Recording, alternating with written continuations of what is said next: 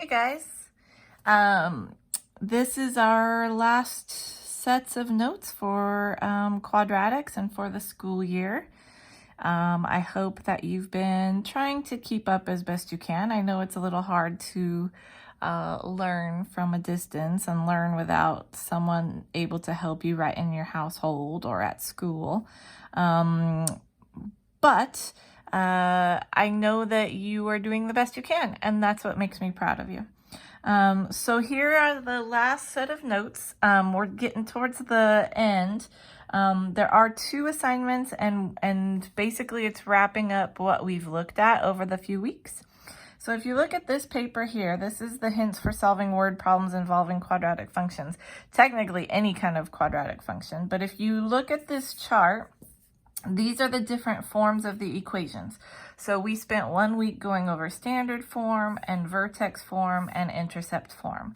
And so we went through the different things that we can find in those forms based on the stuff that is there. So if you remember standard form, right, we use the quadratic formula for the most part if we cannot factor.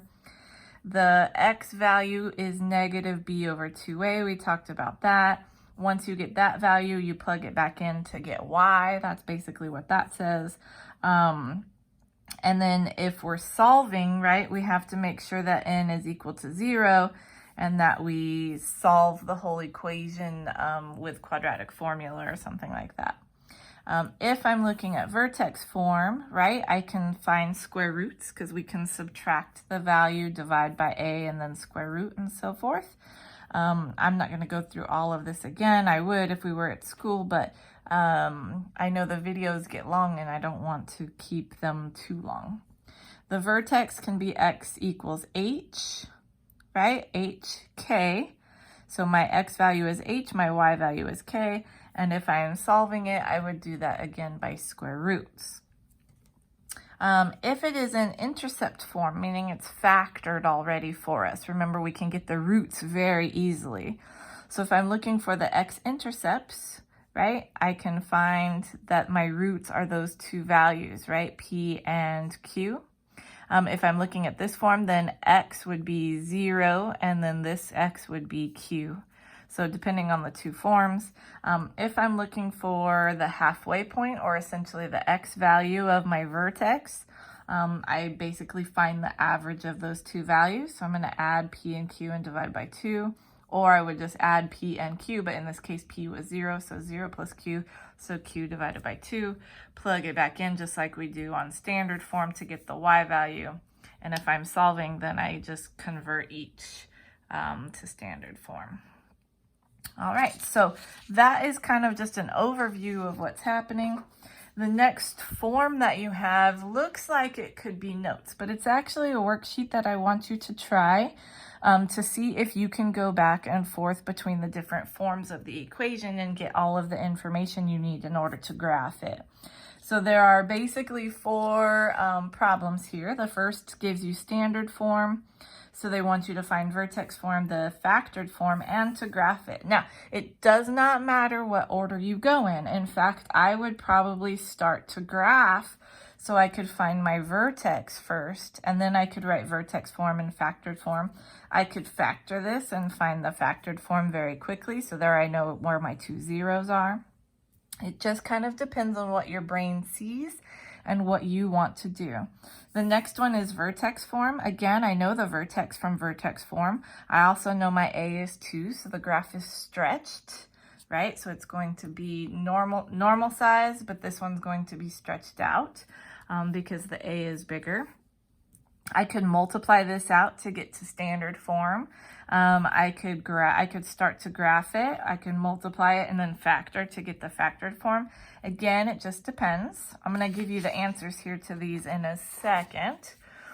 On this next problem, you're given factored form, and so you have to find the standard form and vertex form.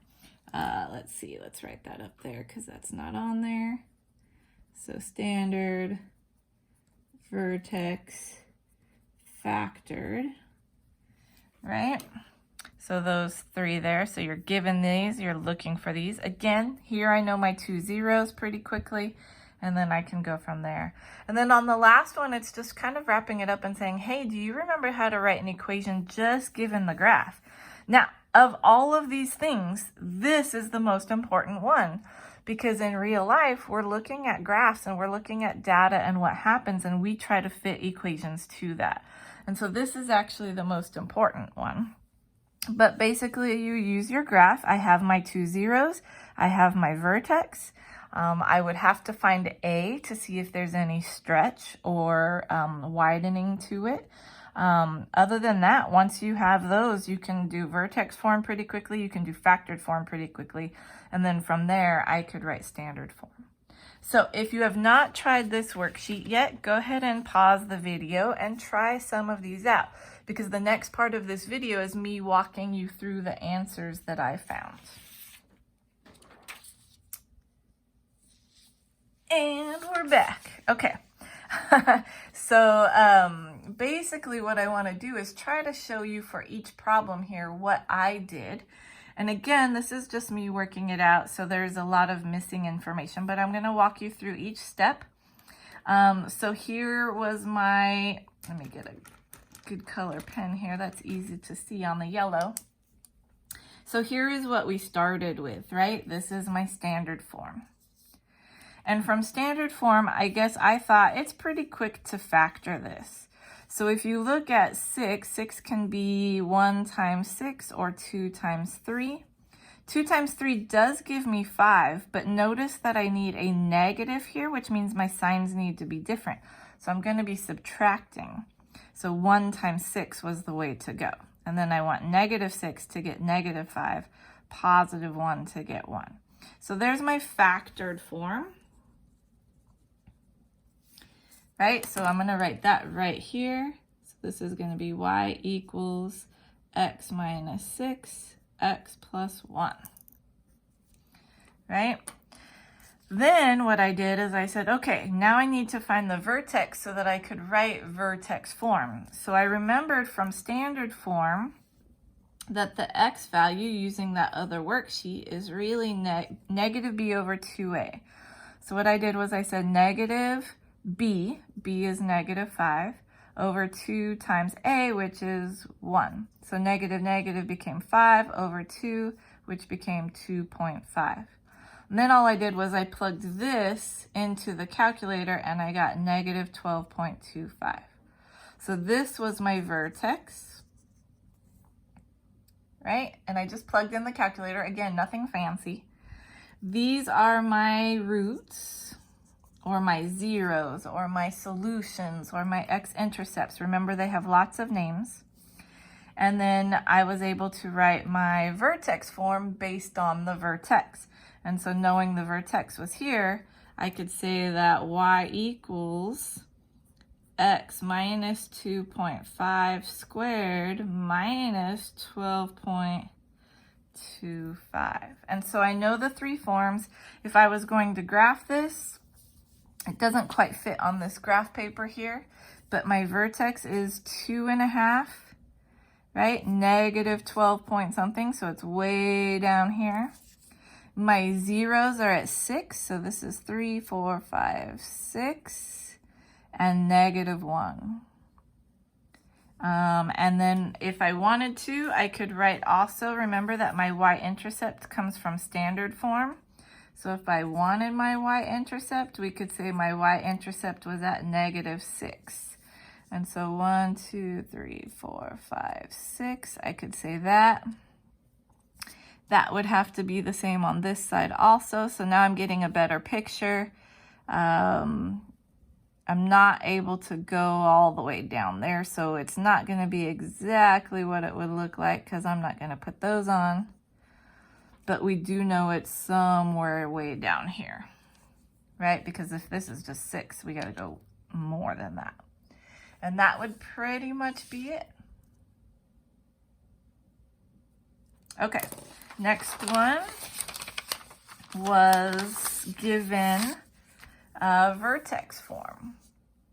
So if I am given vertex form, right, then I know where my vertex is. So the first thing I did is I said my vertex is at 4, negative 2. And so this is my vertex. So I can even plot that. 4, 1, 2, 3, 4, negative 2. Then what I did is I said, well, let's multiply this out. So x minus 4 squared is really x minus 4 times x minus 4. X minus 4 times x minus 4 is x times x is x squared. Minus 4 and minus 4 is going to be negative 8. Negative 4 times negative 4 is going to be positive 16. Keep the subtract 2 there. Multiply everything by 2, so 2x squared, 16x, 32. 32 minus 2 becomes 30. And so here's standard form right here, right? That's my standard form. So I'm going to go ahead and write that right here. So y equals 2x squared minus 16x plus 30. Right? So that's standard form. Then I said, well, let's try to factor that to see if the factors are good factors. So I noticed all of these were even, so I took a 2 out, which left me x squared, 8x, and then 2 times 15 is 30. And then again, I factored this. So 15 is 1 times 15, or 3 times 5. So I decided 3 times 5 would get me 8. So I placed those in, and so here is my factored form. Now what's nice is that your a value has to be the same in all the forms. So notice a is 2, notice a is 2, and notice a is 2, right? It should be the same in all the forms. From here, I'm able to get my 2 zeros, right? 5 and 3. So here are my roots. So now we know that 5, 1, 2, 3, 4, 5 is a 0, and that 3 is a 0, 1, 2, 3. And so there is my parabola. That's what I need to draw my parabola in. And then that one is done. So hopefully you're seeing how all of the forms kind of go together and what you need in order to graph or to write the forms given other forms. So you kind of have to be inquisitive and stealthy. Let's go ahead and go to the next one. So if this is factored form here that I'm given, right? So this is the form that I was given. Then right away, I know my 2 zeros, right? Or roots or x-intercepts or whatever again. So my roots are going to be at 1.5 and 2. Ooh, so these are really close, right? My a value is negative, so it's going to be opening down, right? So I keep that in mind. If I have my 2 factors, then I can multiply if I'm trying to get to other forms. So I just multiplied this out. Negative 1.5 and negative 2 is going to be negative 3.5. And then 2 times 1.5 is going to be 3. And then I just multiplied the negative through everything in order to get standard form. So my standard form is going to be y equals negative x squared plus 3.5x minus 3. So then from standard form, I can find my vertex, right? It has to be in the middle of these two. So it's got to be in the middle of 1.5 and 2, which is going to be 1.75. Or again, negative b over 2a. So negative b over 2a, right? So I can get that 1.75. Once I get this, I plug it into the equation, and I get my y value. And so we know that that's going to be like right here, right? And then I can graph down from there because we know it's going down. So there's my graph. I still have not yet found vertex form, but now that we have the vertex, right, and we know that a is negative 1, then I can write my vertex form, right? A is negative 1, x minus 1.75 squared plus the y value. And so our vertex form is going to be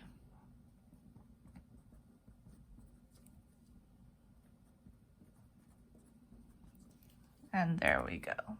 And so it looks really complicated, but once you've worked with the forms enough and you know you're multiplying and factoring and so forth pretty well, it goes pretty easy.